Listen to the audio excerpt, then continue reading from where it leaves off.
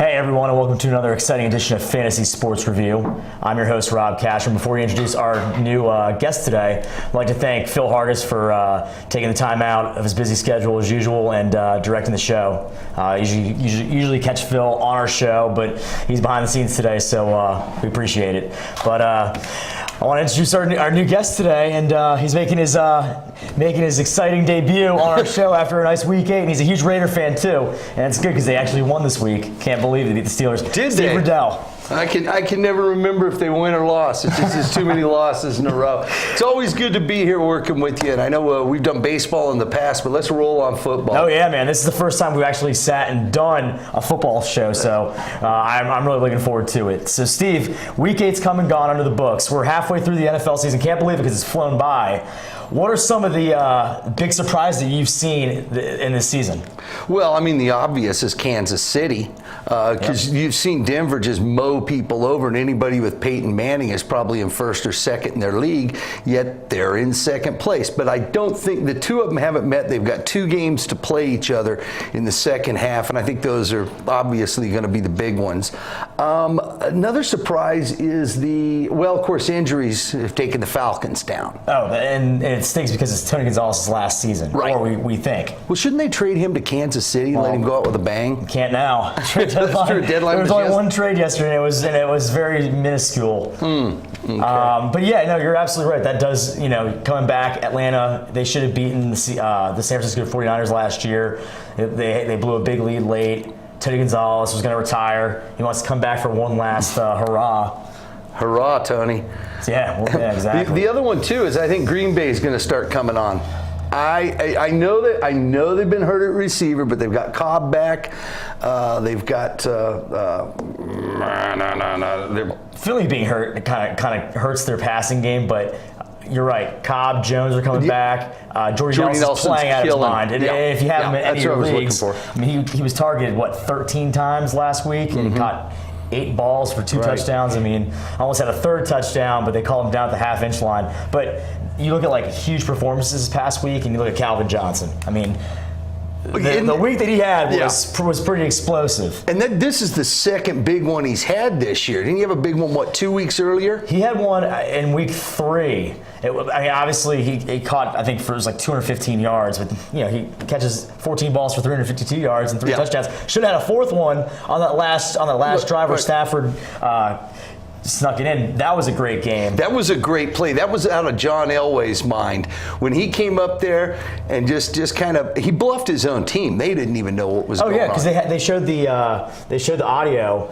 And Stafford was like, spike the ball, and everyone just, as soon as they hiked it, everyone just kind of, time froze, everyone stood still, and he had the wherewithal and the smarts to. That guy's a competitor, and you can say what you want about the Detroit Lions, their defense isn't that great. But this team is going to be good for a little bit as long as Stafford's still managing quarterback and staying healthy. Right, and they've got Reggie Bush has had a decent year. I'm waiting for another injury. Yeah, right. And he almost sustained one last week, but he came back because he kind of hurt his shoulder on one play. Came out for a couple series and came right back and looked pretty good. So. Detroit's, I'd say that division, it's a tough division besides the Minnesota Vikings, but you have Green Bay and Detroit. That's anyone can do it. And the Bears, they're up and down with Cutler being hurt, kind of hurts. He's got another week or 2, I think. It really does. Then you kind of look at the AFC, switching gears a little bit. The New England Patriots down 14-3 at the half.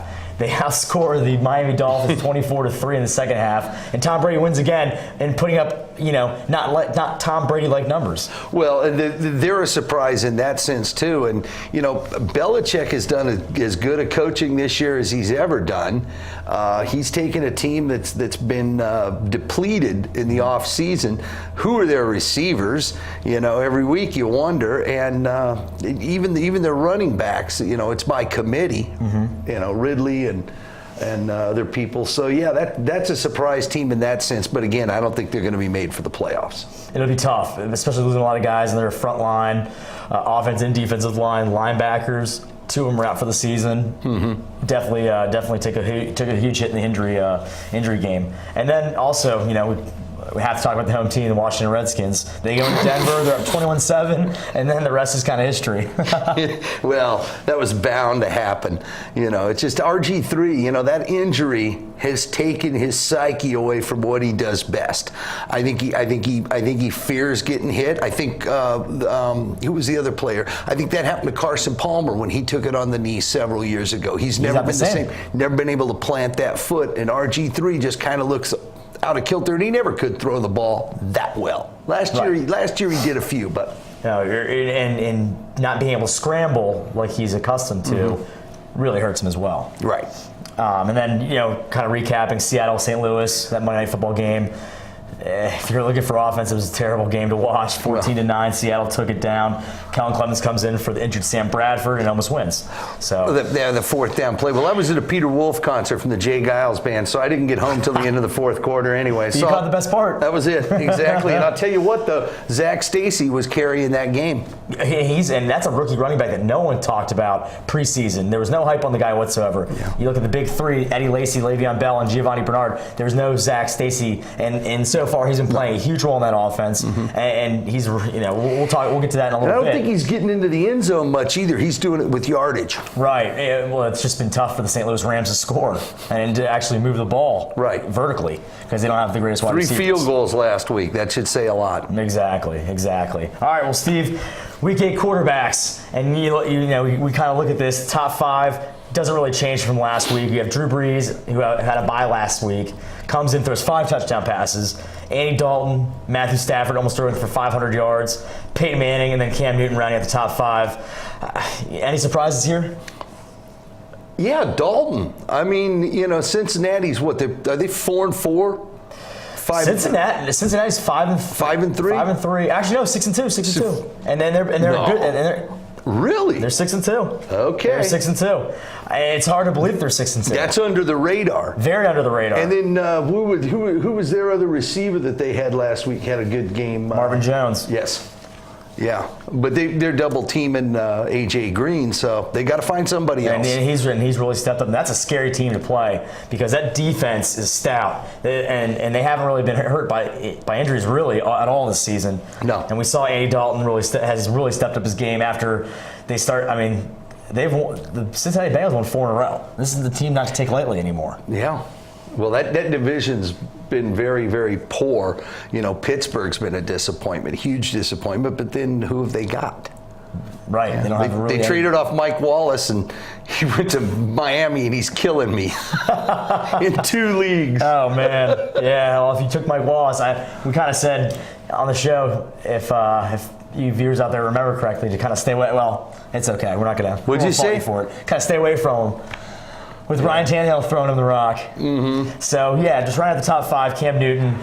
Put up another Cam Newton-like game. Couple touchdown passes, rushes for 1, runs for 50, gives you 30 points. Then you have Colin Kaepernick, who's finally stepping it up for the San Francisco 49ers. He was kind of a disappointment in the first 5-6 games of the year, but the last 2 have been very well. He's done exceptional. Well, they lean heavy on Gore.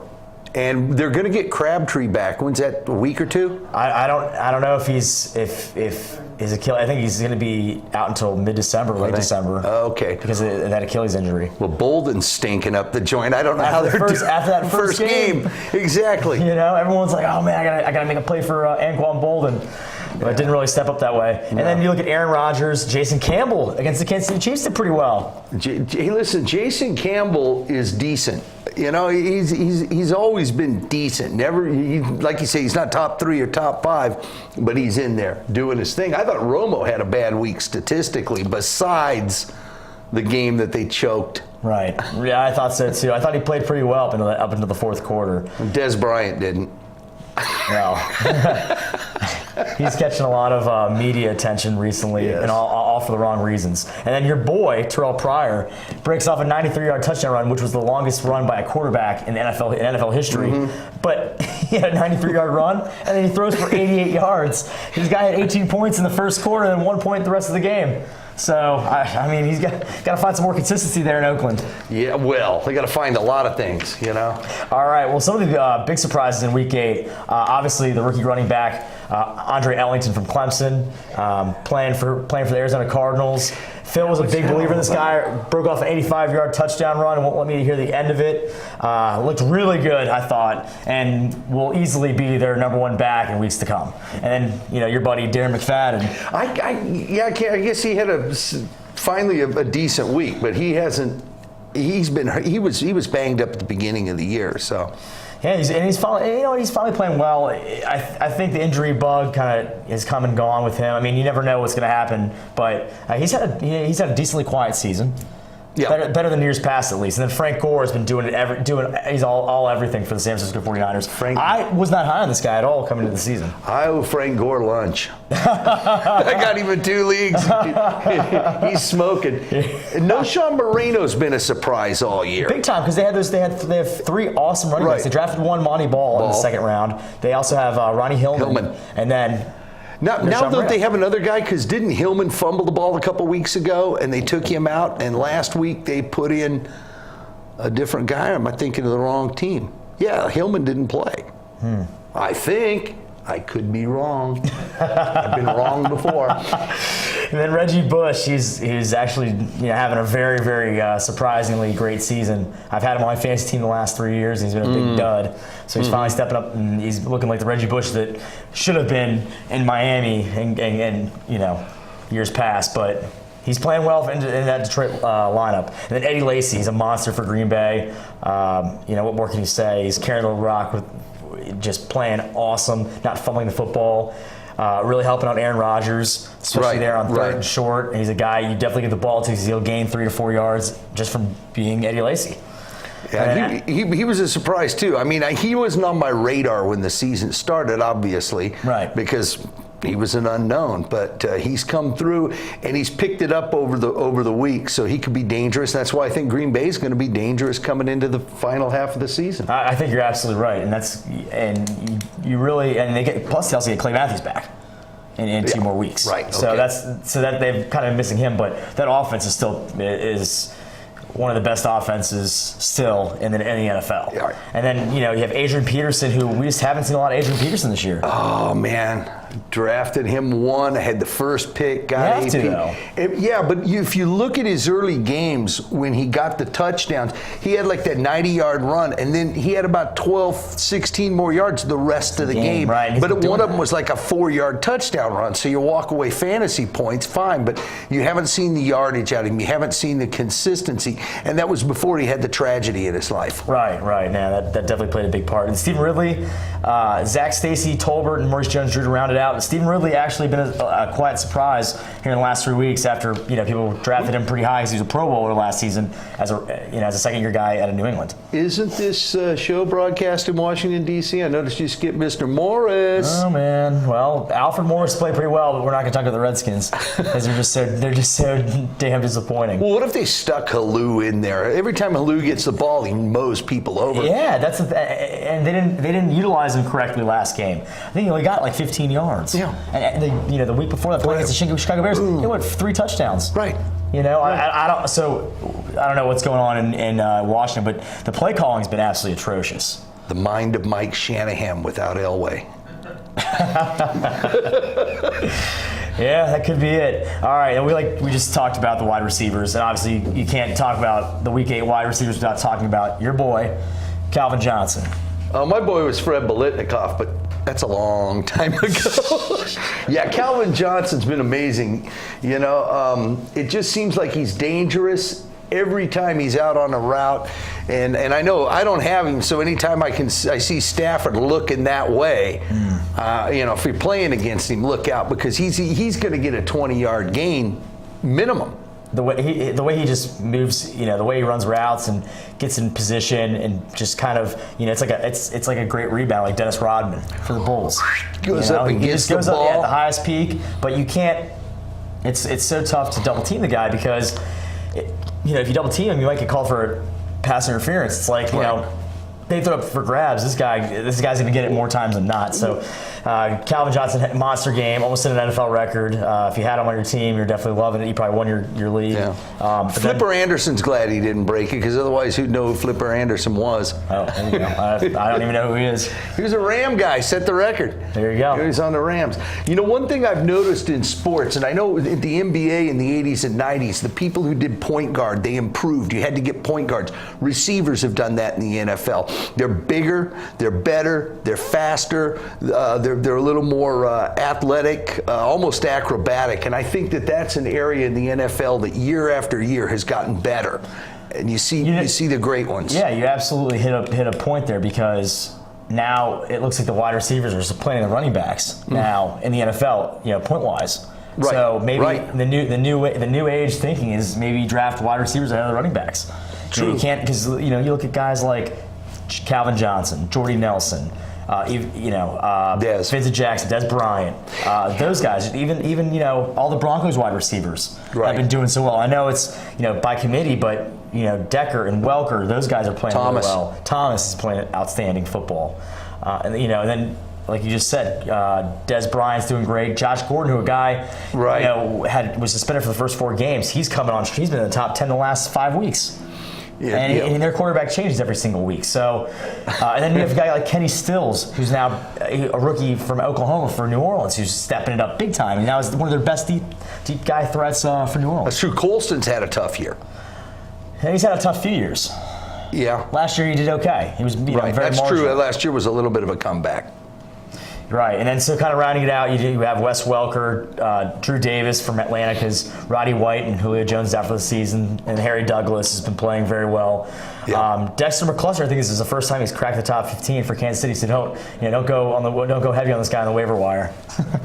Okay, yeah. Sometimes you see a name and you go, I got to get him. Yeah, right. Well, there's two guys on the waiver wire, wide receivers, you should definitely pick up, and that's Marvin Jones and Kenny Stills. Yeah, if Marvin Jones is available. Well, if he still is, he's going to go for top dollar. He's high priority. So I went after Kenny Stills because I know everyone's going after Marvin Jones, and I think that Kenny Stills, just down the stretch here in New Orleans, is going to have a better last 7-8 games than Marvin Jones will. Just because I think that you talk about maybe he's going to be the number 2 behind AJ Green, so he's going to be kind of like a guy that's can still have single coverage. But I think that Kenny Stills is more of a deep play threat than Marvin Jones is. I think this one game, and it's like kind of prove it. I mean, is he going to have a good game coming up? I'm going to bet that he does not, and I'm going to bet that Kenny Stills is going to be better. Really? Even with 17 receivers? I think that now Drew Brees is becoming more and more familiar and comfortable with him. He's going to seek after this guy kind of like he did with Marcus Colston. He's got his coach back too. Let's face it. Right, exactly. So I think they might try to run the ball a little bit more in Cincinnati. Obviously, their defense is very good, shortened fields. So I like Kenny Stills. If you're going to go with Marvin Jones, definitely have a caution or question mark next to his name. That's all I'm saying. Yeah. All right. Then the tight ends, and when we look at tight ends, usually Jimmy Graham or Vernon Davis are in the top, and they were this week. Jimmy Graham with 2 big touchdown catches, but only 3 catches. This is kind of a weird stat so far. I mean, he hasn't been. Well, like he was the a real little. Hasn't he been a little banged up? Graham has. Graham has been a little banged up. Yeah. And then Vernon Davis, Tim Wright for Tampa Bay. They really have no one to throw to. Jordan Reed's come on strong, big time. That's true. And Vernon Davis a couple weeks ago. Oh man, he killed it. Oh, it is. I mean, almost 40 points in fantasy. And he's become a big threat because they've only got Bolden. They don't have their top-notch receiver core. So they're going to him. And a couple of years ago, when I had him, he was doing a lot of blocking. Yeah. They had to have him bring him back into. They had plenty of receivers, enough receivers, but they pulled him back in and had him blocking. And this year he's out on the patterns. Oh yeah, because Crabtree's been hurt, or he's been out for at least an extensive amount of time. Bolden hasn't. He's been double covered a lot. So yeah, Vernon Davis is really that security blanket for Colin Kaepernick. Right. All right. Well, Week 9 schedule, and there are some pretty good matchups, but there are also some teams you might have on bye, like the Denver Broncos, who could really crush you if you had Peyton Manning or Noshawn Moreno or Wes Welker or any of the wide receivers or tight ends. Right. So that's kind of devastating. And then Detroit as well without Calvin Johnson. I know one of my leagues I have Decker and Calvin Johnson both on byes. Yeah, I've got like 5 byes this week too. Manning on a bye, Gore on a bye. San Francisco's it really hurts yeah. too, because this is where you want to make your push, Right. going forward, because this is where you only have usually 3 or 4 more weeks left to make the playoffs, Right. and this is crunch time. Well, it's a good week to rest Cecil Shorts. What a disappointment. I've never been high on that guy. team. I've never been high on that guy. So our Thursday night matchup on Halloween, we have the Bengals traveling to sunny Miami, Florida, to take on the Miami Dolphins, who really gave the game away last week against the Patriots. Right, yeah. I say in this one, it's going to be tough quarterback matchups. I don't think Dalton repeats. It's been tough for quarterbacks in that short week. They only have 3 days to rest, and then now you're playing on Thursday night. So quarterbacks have not been doing well fantasy-wise. So kind of stay away from those guys. Start Jordan Cameron, obviously, and Josh Gordon. Well, I've thought the teams have been unattractive on the Thursday night games. The teams yeah. that they pick, I've been surprising. It hasn't been, San Francisco and Denver or, some of the big teams all the time. It's Cincinnati and Miami. And I think they do it on LA. purpose now, because they know that it's a short week and they don't want to get any guys injured from those teams. Maybe, I don't know. Carolina, Tampa Bay last week. Wow. Yeah, exactly. Yeah. And then now you have the Falcons going into Carolina. That should be a great matchup, I think. Yeah. A lot of points being scored there. Matt Ryan had a tough game last game against the Arizona Cardinals, and it's going to get even tougher because Carolina's defense is no joke. That's true. They've just been getting tougher and tougher every week. Minnesota and Dallas, you think Romo can pull this out, or you think he's going to blow it to the Vikings? Minnesota's terrible. Like we just said, Adrian Peterson's the only guy on their team worth starting. Christian Ponder's just looked atrocious this season. Right, yeah. Dallas is going to put up some points in Big D. Des Bryant, Tony Romo should have a big game, as will Terrence Williams. And, will DeMarco Murray come back? Probably not. So Randall gets another shot at it. So I'd look to start those guys. Right. Oh, here the next one's going to be a blowout, even though it's on the road, because I think the Jets are weak, and I think they've won a couple of games that they probably shouldn't, and I don't think their quarterback's as good as they all think he's going to is, and I think Breeze is going to light them up. I think you're right. And after 5 touchdowns, even though Jets defense is pretty good, look with the Cincinnati Bengals, they put up 49 points. I mean, just unbelievable. Andy Dalton throws 5 touchdown passes, 4 by one wide receiver. Now you got to cover 3 awesome wide receivers. Right. And Colston, Moore, and Still. And Jimmy Graham as well. So it's like pick your poison. Right. Tennessee and St. Louis. I think this might be a little bore fest. You got Jake Locker coming back. And he was back last week. But that's a stunner. Well, Jake Locker had a decent game, and then he comes back. He's playing in St. Louis. St. Louis has a great D, and so does Tennessee. Look for a low-scoring game on this one. Well, that's where to check out their running back, too, on St. Louis. Let's see what he can do. He's got a low sprain on his ankle, not a high sprain. Well, he probably plays a tough guy from Vanderbilt. Kansas City and Buffalo should be an intriguing matchup here because you have the Buffalo Bills. Thaddeus Lewis has been playing pretty well. Kansas City caught a scare last week against Cleveland at home, and Buffalo's really no slouch team this season. Fred Jackson, I mean, where'd he come from? He wasn't even supposed to get the ball much. Of course, Spiller's been hurt, but he's making the most out of the carries he's getting. Yeah, Fred Jackson's playing really well. Jamal Charles has been just an absolute stud this season. He gets half his yards on receptions, too. Yeah. Oh, and if you're a PPR league, you're probably in first place with him. That could be true, especially if you got Manning throwing to him in your league. Oh, God, no. How would you get those guys? No chance. But now you have West Coast. This is an even crazier matchup. San Diego at Washington, a West Coast team playing a 1 o'clock game in the nation's capital. The last time they did it, they won, though. Yeah. They played, who'd they play? Would they play Carolina or Tampa or Miami? They played San Diego played the Jets. They played Jacksonville. Obviously, Jacksonville's easy win right there. But Philip Rivers has been having a great season. RG3, I mean, do you trust the guy to start him this week? If I'm Shanahan, yes. If you're going to start, no, exactly. Although Cousins could do okay. Now we come to the good one here. Philly and Oakland, who are they going to start this week? Philly. Nick Foles is going to be the starter this week. Oh, so he's back in He's back. fold. Yep, he's back in it. Okay. Philadelphia hasn't scored an offensive touchdown in 2.5 games. And they're going into the black hole where it's tough to score on anybody, let alone the Eagles. The offense has been just non-existent the last 2 games. And the improving Raider defense. Yeah, it's been a great defense. They've been very they usually are a poorly they get a lot of penalties. They're they break down a little bit. So look for them to kind of play a better game. Terrell Pryor has been doing pretty well the last 2 weeks. Yeah. Yeah, I like him in Oakland. He's making it happen. Yeah. That's what you need, a quarterback like that. So win's a win. I think Oakland takes this game. Philadelphia just goes deeper and deeper in the NFC East hole. Hey, next you got the stomp of the week. Oh yeah, Seattle at home. They stink on the road. I mean, Tampa Bay. Well, I'm talking Seattle. When they get at home, their defense doesn't allow anything. Oh, I know. When they get on the road, tough. it's that 14-9 shaky win at St. Louis. But at home, they've been putting them away in Tampa Bay. You, me, and 9 other guys could beat Tampa Bay. Exactly. Baltimore, Cleveland, another. Who cares? Another all right match. It looks like a decent matchup, but not really on paper. The Cleveland Browns played a great game in Kansas City. Look for them to play well this week. If you have Joe Flacco, don't start him. Ray Rice is an iffy, but if you got some guys like Josh Gordon and Jordan Cameron, start those guys. Well, we got to roll through these. Pittsburgh, New England. I like New England in this one. Right.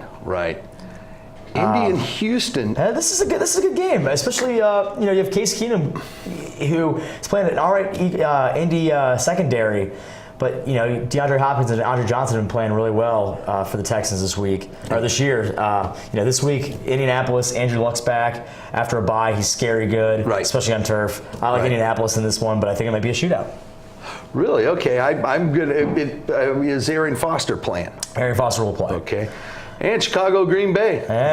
Jay Cutler coming off a bye. The Chicago Bears come off a bye. No Jay Cutler. Matt Forte has been awesome this season.